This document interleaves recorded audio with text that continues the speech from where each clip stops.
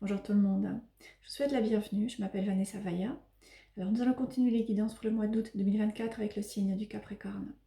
Si vous souhaitez une guidance personnalisée, vous trouverez le lien de mon site en dessous de la vidéo. Il s'agit de www.vanessa-vaya.com. Le lien de ma boutique Etsy est également renseigné, MoonRaven17. Et je suis active sur les réseaux sociaux via mon compte Instagram The Witch's Path. En août, il y a tout d'abord plusieurs planètes qui sont rétrogrades, parmi lesquelles Mercure qui est rétrograde pendant la majorité de ce mois. Il y a également d'autres planètes qui sont rétrogrades et donc ce sont des influences qui ne sont pas favorables à ce que nous puissions démarrer des choses ou que nous puissions faire avancer. Donc vous pourriez constater ce mois-ci que il y a des retards, des blocages par rapport à des projets que vous avez, par rapport à une carrière, peut-être par rapport également à une relation ou un autre domaine de votre vie. Parce que c'est important de pouvoir faire une pause et réévaluer, réexaminer certaines choses, peut-être certains plans que nous avons, peut-être certaines idées que nous pouvons avoir, et peut-être que nous avons besoin de restructurer certains comportements, certaines attitudes, certaines croyances également. Ensuite, il y a une influence assez majeure qui affecte le Capricorne. C'est Pluton qui est en Capricorne depuis 2008. Et en ce moment, il va être en Capricorne et ensuite passer en Verseau, revenir en Capricorne pour ensuite s'installer dans le signe du Verseau. Donc il y a cette énorme influence qui a affecté le collectif du Capricorne depuis 2008 et qui maintenant progressivement arrive à sa fin. Donc vous allez sentir qu'il y a du changement qui commence à se préparer, qui a pu déjà commencer à se préparer depuis un certain temps et qui va vous amener à revoir les choses et à développer une autre vision sur certaines situations, certains domaines de votre vie, sur vous-même également. Donc essentiellement, Pluton en Capricorne vient nous demander de revoir complètement notre vision de la réussite. Et je ne suis pas de celles qui considèrent que le signe du Capricorne est associé au travail, aux efforts, à l'accomplissement et à tout ce qui est très matériel. Donc le fait de réussir, de s'accomplir sur sur le plan matériel, sur le plan professionnel, sur le plan financier. Je ne partage pas du tout cette vision du Capricorne. Je pense que je pense que c'est présenter le Capricorne dans son énergie en ombre. Alors que le Capricorne est un signe de terre, c'est-à-dire que c'est un signe qui est féminin. Et il vient donc nous encourager à pouvoir clarifier quels sont nos talents et ensuite travailler à mettre ces talents en lumière, pouvoir développer nos talents, pouvoir développer une certaine maîtrise par rapport à nos talents et ainsi pouvoir nous sentir épanouis, pouvoir retirer une satisfaction de ce que nous faisons, éventuellement sur le plan professionnel mais également dans d'autres domaines, et pouvoir ressentir un sentiment d'estime, un sentiment de confiance, un sentiment de valorisation et également pouvoir retirer un profit financier et matériel de ce que nous faisons. Maintenant, dans les relations, eh bien, il s'agit de pouvoir trouver des relations qui nous conviennent et ensuite nous sentir épanouis dans ces relations. Alors que la manière dont le Capricorne a été décrit ces dernières années et même ces dernières décennies, c'est en insistant sur le fait que le Capricorne doit se réaliser matériellement, accéder à la réussite, au succès, et que c'est ce qui va lui apporter un sentiment de valeur et qui va lui apporter un sentiment d'estime et de l'argent et donc un statut et donc un certain prestige, etc. Et Pluton en Capricorne vient nous aider à repenser cette vision de la réussite, cette vision qui est très masculine, qui est basée sur les accomplissements et sur un sentiment de valeur qui vient de ce que nous avons accompli et des possessions matérielles et des ressources financières et donc du statut que nous avons pu atteindre dans notre vie.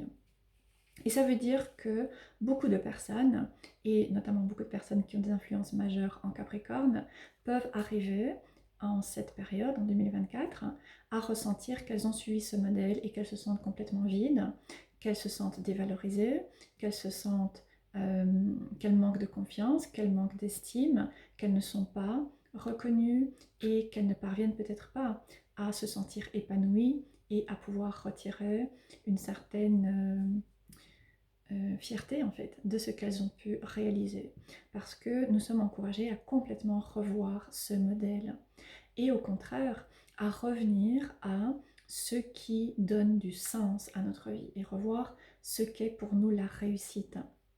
Est-ce que la réussite, c'est accomplir beaucoup de choses, avoir beaucoup de choses, avoir un certain statut et donc un certain sentiment de supériorité peut-être sur les autres, ou est-ce que la réussite, c'est finalement nous sentir heureux, ressentir de la joie, ressentir de l'épanouissement également parce que nous faisons ce que nous aimons et parce que nous menons notre vie en alignement avec nos valeurs. Donc je pense que ce sont différentes réflexions qui ont très certainement déjà pu se présenter aux personnes qui ont des influences majeures en Capricorne et qui vont certainement encore se faire sentir pendant cette période avec les planètes qui sont rétrogrades et avec Pluton qui petit à petit va terminer son passage dans le signe du Capricorne. Alors je vais tirer une carte pour donner le focus à ce mois d'août pour les personnes qui ont leur signe solaire, lunaire, leur ascendant en Capricorne ou qui ont peut-être même d'autres énergies dans le signe du Capricorne. Alors j'ai la carte effervescence qui a pour mot-clé cultiver l'amour et qui d'une certaine manière vient très bien résumer ce dont je viens parler. Donc la carte effervescence qui porte le chiffre 5, vient nous demander tout d'abord de changer certaines choses dans notre vie, certaines perspectives également, et de pouvoir surtout nous ouvrir, et nous ouvrir au niveau du cœur. Donc ce mois-ci, et je pense que c'est certainement une influence qui vous affecte depuis plusieurs mois maintenant, je pense que vous êtes vraiment encouragé à commencer à ouvrir votre cœur davantage. Et ouvrir le cœur, ce n'est pas quelque chose qui est aussi simple que ce que l'on peut généralement le présenter. Ce n'est pas simplement décider d'être ouvert. Parce que si le cœur est fermé, il y a de très bonnes raisons pour qu'il le soit. Donc, ouvrir le cœur, ça veut dire revenir à l'intérieur et pouvoir commencer à clarifier, identifier et ensuite modifier ou guérir ce qui a pu amener à fermer le cœur.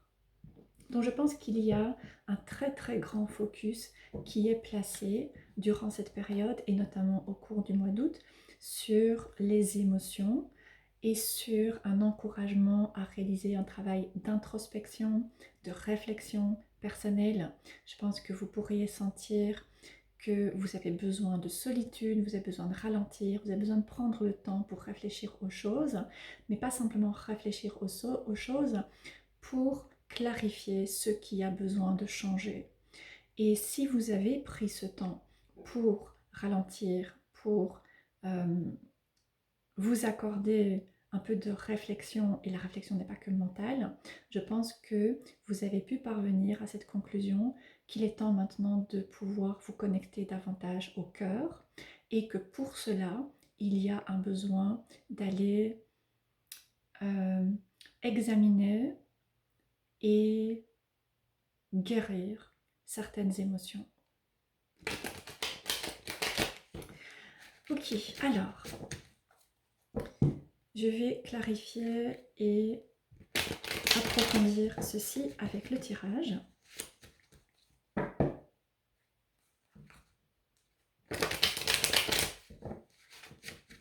J'ai envie de vous remontrer la carte pour que vous puissiez éventuellement la regarder, prendre un temps pour méditer sur ce qu'elle vient éveiller chez vous, comment elle vient vous parler. Et donc le message, c'est cultiver l'amour. Est-ce que vous sentez de l'amour dans votre vie? Est-ce que vous sentez de l'amour dans votre travail, dans vos relations, dans votre quotidien? Est-ce que vous sentez de l'amour en vous?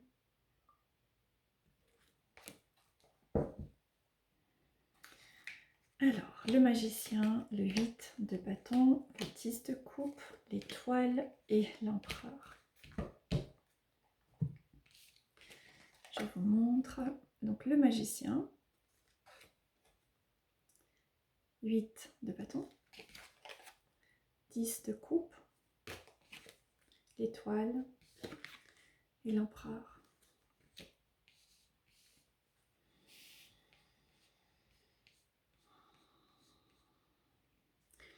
Donc, il y a ce 10 de coupe qui apparaît dans votre tirage. Le 10 de coupe vient indiquer qu'il y a un cycle dans votre vie qui maintenant arrive à son terme. Et il s'agit d'un cycle qui peut être marqué par une relation qui arrive à son terme, sentimentale ou dans un autre domaine, un travail qui arrive maintenant à une certaine clôture. Il se peut qu'il y ait un projet que vous avez mis en place qui se termine, ou bien il se peut qu'il y ait quelque chose de plus intérieur, comme une manière de vous comporter qui arrive à sa fin. Maintenant, le 10 de coupe vient généralement amener avec lui, avec cette clôture qui se passe, beaucoup d'émotions. Donc vous pourriez sentir au cours de ce mois-ci que vous êtes particulièrement émotif, peut-être que vous pleurez beaucoup, peut-être que vous avez besoin de pleurer, peut-être que vous vous sentez triste, peut-être que vous avez de la tristesse, du chagrin, de la déception par rapport à quelque chose qui est terminé. Peut-être également que vous expérimentez un deuil dans votre vie par rapport à une personne, par rapport à un être cher, par rapport à un animal, par rapport à quelque chose de peut-être plus symbolique, quelque chose qui s'est terminé dans votre vie et qui vient toucher à beaucoup d'émotions, beaucoup de sensibilité, vous rendre très sensible, très vulnérable. Et j'ai la sagesse qui vient de sauter du paquet. Donc finalement, ce 10 de coupe, même s'il est inconfortable, douloureux éventuellement, certainement d'ailleurs, il vient finalement vous permettre de mettre fin à quelque chose dans votre vie et de pouvoir en retirer des leçons importantes qui vont vous servir dans les prochains mois et même peut-être les prochaines années. Donc ça va être important d'utiliser cette période qui nous encourage à de la lenteur et à de l'introspection pour tout d'abord vous mettre à l'écoute de vos émotions, de vos ressentis par rapport à quelque chose en lien avec le passé qui arrive à sa fin, qui est arrivé à sa fin, et ensuite pour vous permettre de retirer les leçons de ces différentes expériences. Qu'est-ce que ça vient vous apporter? Comment est-ce que ça vient vous permettre de réévaluer les choses? Comment est-ce que ça vous permet de changer votre vision des choses sur votre vie, sur vous-même? Généralement, lorsqu'il y a un deuil, qu'il soit réel ou symbolique, nous sommes amenés à revoir complètement le sens de notre vie. Et je pense que cette énergie vient jouer exactement ce rôle-là. Elle vient réveiller chez vous de la tristesse, du chagrin, de la déception également par rapport à quelque chose qui ne s'est pas passé comme vous auriez aimé que cela puisse se passer. Et ça vient vous amener à remettre en question pas mal de choses sur qui vous êtes,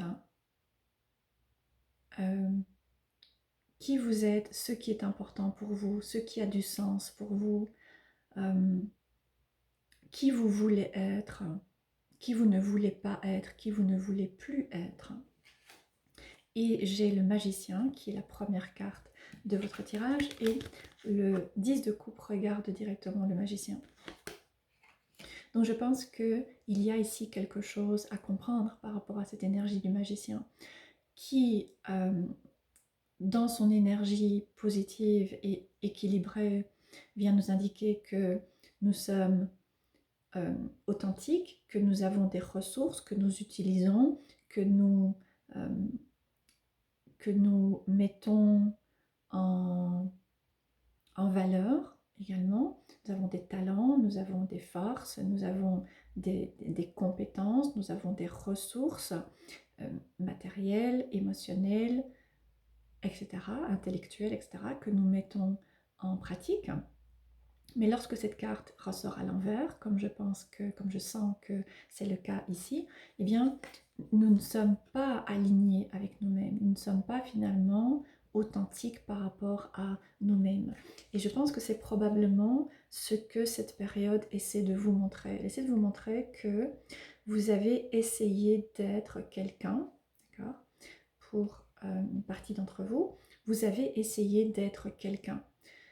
Et probablement quelqu'un qui réussit, quelqu'un qui est bien vu, quelqu'un qui semble gérer les choses, quelqu'un qui a un certain succès peut-être, ou quelqu'un qui a réussi parce que il ou elle a une famille, ou parce qu'il ou elle a un bon job.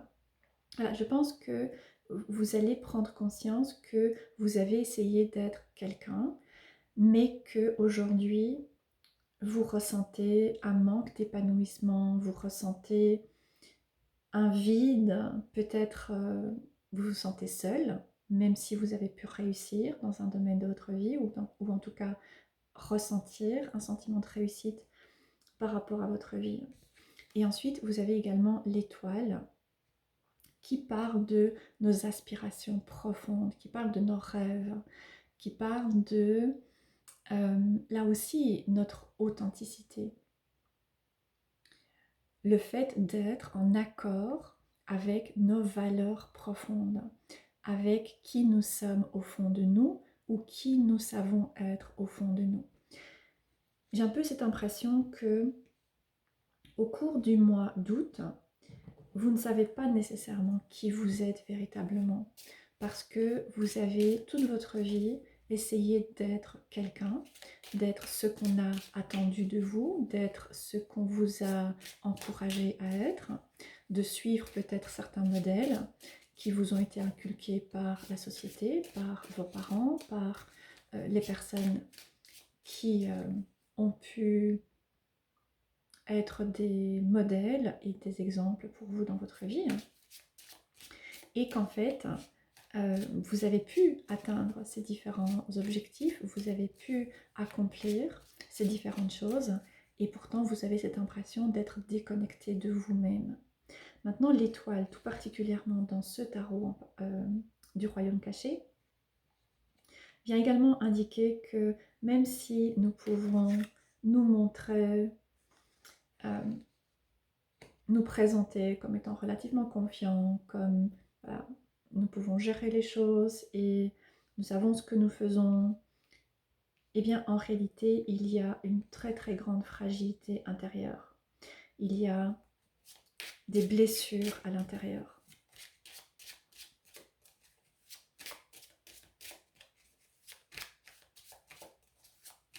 Et l'étoile est une carte de guérison. Donc, s'il y a eu un ou des deuils, ou s'il y a eu une situation qui s'est terminée de manière particulièrement difficile dans votre vie, qui vous a bouleversé, qui vous a amené à ressentir beaucoup de tristesse, beaucoup de chagrin, qui vous a permis de vous rendre compte que finalement vous ne vous sentez pas heureux, que vous ne menez pas la vie de vos rêves, bien je pense que ici l'étoile va vous encourager à réaliser un travail de guérison intérieure pour vous permettre d'aller réparer des fragilités, des blessures, des traumas, des insécurités que vous pouvez porter probablement depuis très longtemps, mais que vous avez pu cacher derrière un masque, et vous avez pu même vous le cacher à vous-même. C'est-à-dire que vous avez pu suivre votre vie et quelque part vous lancer dans votre vie, essayer de réussir et d'atteindre ces modèles de réussite qui sont imposés par l'extérieur, sans jamais vous rendre compte qu'en fait, ça n'est pas ce que vous vouliez au plus profond de vous. Ça n'était pas nécessairement ce qui pour vous était important. C'était simplement, vous étiez en fait guidé par une blessure profonde qui vous a amené à chercher la réussite, peut-être pour être bien vu, peut-être pour cacher que à l'intérieur vous êtes blessé et vulnérable, peut-être pour être reconnu, validé, valorisé par l'extérieur. Donc ça veut dire que les raisons pour lesquelles, les motivations pour lesquelles vous avez suivi un certain chemin, parce que le magicien, dans les pratiques magiques, fait référence à la volonté et les intentions que nous avons pour faire les choses, ou finalement vos intentions, vos motivations pour poursuivre une certaine carrière, pour vouloir vivre certaines relations et peut-être rentrer dans ce schéma, se marier, avoir des enfants, etc. Peut-être que ça n'était pas vraiment ce que vous vouliez, mais vous avez suivi ce chemin parce que c'était ce qui était attendu de l'extérieur. Et vous sentiez blessé, vous vous sentiez vulnérable, et donc vous avez ressenti le besoin de pouvoir faire ce qui est attendu pour réussir et pour être quelqu'un qui va être vu comme quelqu'un ayant réussi.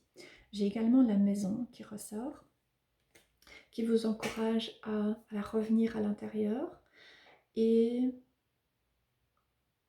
vous demander ce qui vous manque aujourd'hui pour que vous puissiez vous sentir bien dans votre vie et vous sentir bien avec vous-même.